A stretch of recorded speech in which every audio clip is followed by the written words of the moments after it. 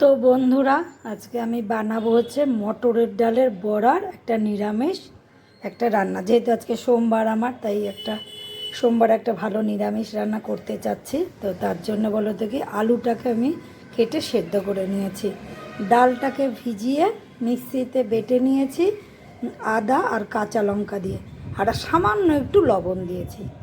আর এখানে আছে হচ্ছে লঙ্কার গুঁড়ো, হলুদের গুঁড়ো, ধনের গুঁড়ো আর জিরার গুঁড়ো। আর এই পেস্টটার মধ্যে আছে হচ্ছে টমেটো, আদা আর কাঁচা লঙ্কা। আর এখানে আছে অল্প একটু ছানা। তাহলে চলো ঝটপট বড়াগুলো ভেজে নিয়ে বড়া ডালনাটা রান্না করে ফেলি। তো বড়াগুলো ভাজার জন্য এখানে কড়াই গরম হয়ে গেছে। এখন দিয়ে দেবো তেল। এখন দিয়ে দিচ্ছি তেল। তেল দিয়ে দিলাম।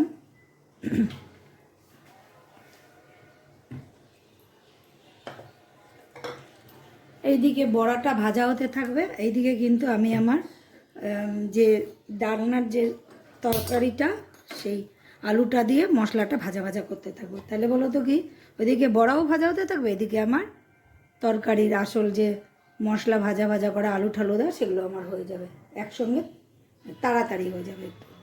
তো দিয়ে দিলাম সরষের তেল। যেহেতু আমার আলু টালু সিদ্ধ করে সব রেডি, তাহলে ফোড়নটা রেডি করে নিই এখন। এখানে এখন তেলটা গরম হয়ে গেছে, তেজপাতা ফোড়ন দিয়ে দিয়েছি।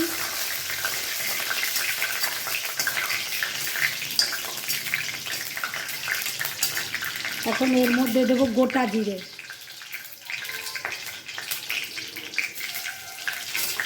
গোটা জিরে দিয়ে দিলাম।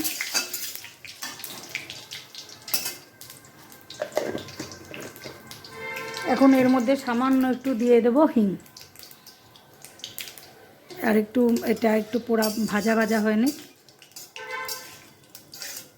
পুরো ভাজা ভাজা হয়ে গেছে। এখন একটু সামান্য একটু হিং দিয়ে দিলাম। এখন এর মধ্যে দিয়ে দেবো হচ্ছে আলুগুলোকে, ভাজা আলুগুলোকে দিয়ে দিলাম।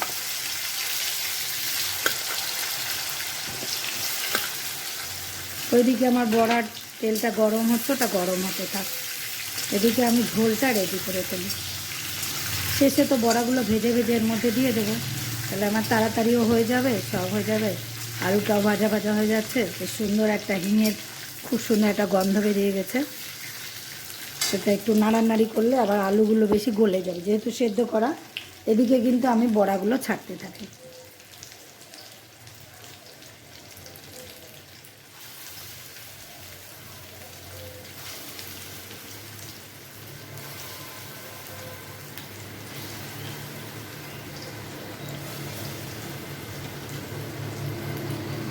ওইদিকে বড়াগুলোকে ছেড়ে দিলাম, তাহলে হবে কি একসঙ্গে একটু তাড়াতাড়ি রান্নাটা হয়ে যাবে।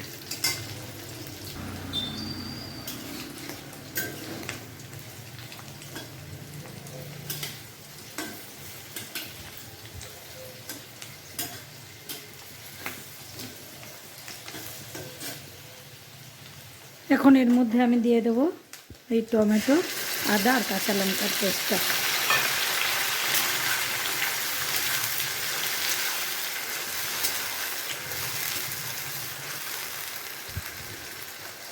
এটা হতে থাকবে। এর সঙ্গে আমি দিয়ে দেবো হচ্ছে এই হলুদ, লঙ্কার গুঁড়ো, জিরা, ধনের গুঁড়ো।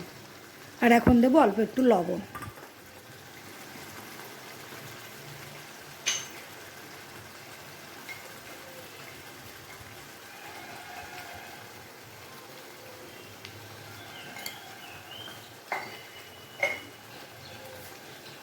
লবণ দিয়ে দিলাম।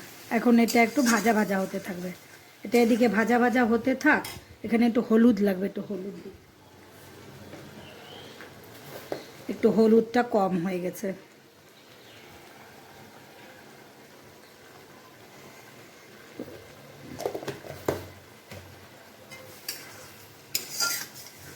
এখন মশলাটা এখানে ভাজা ভাজা হতে থাক, এদিকে আমার বড়াগুলোকে রেডি করে নিই।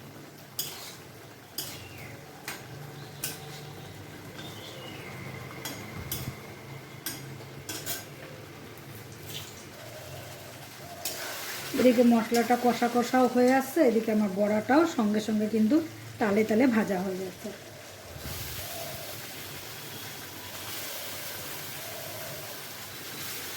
একটু তাড়াতাড়ি রান্না করতে গেলে দুদিকে বসিয়ে দিলে কিন্তু হয়ে যায়। ওদিকে বড়াটা হতে থাক, এদিকে আমি মশলাটা কষিয়ে নিই। এখন মশলাটা প্রায় কষা কষা হয়েই এসছে, তেল ছাড়ার মতো অবস্থা হয়ে গেছে। এখন আমি কি করবো বলতো, এর মধ্যে যে ছানা দিয়ে দেবো।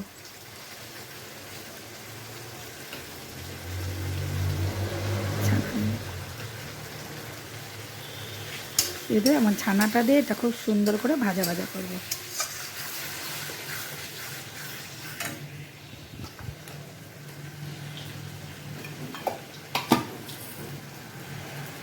তাহলে হবে কি, গন্ধটা খুব সুন্দর হয় খেতে।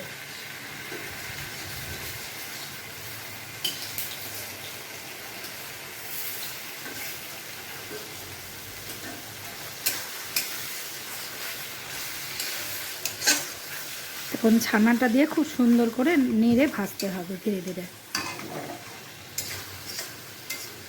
গ্রেভিটা খেতে খুব সুন্দর হবে।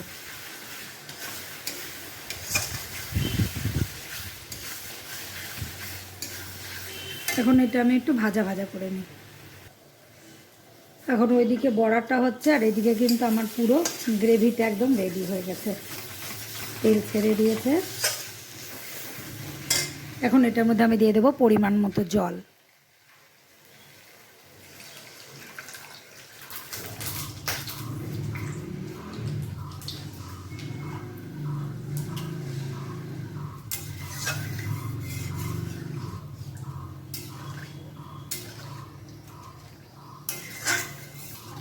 যেহেতু আলুটা সিদ্ধ, ওই জন্য আমি একটু বাড়িয়ে দেবো আঁচটাকে, দিয়ে ফুটিয়ে নিয়ে আবার কমিয়ে দেবো।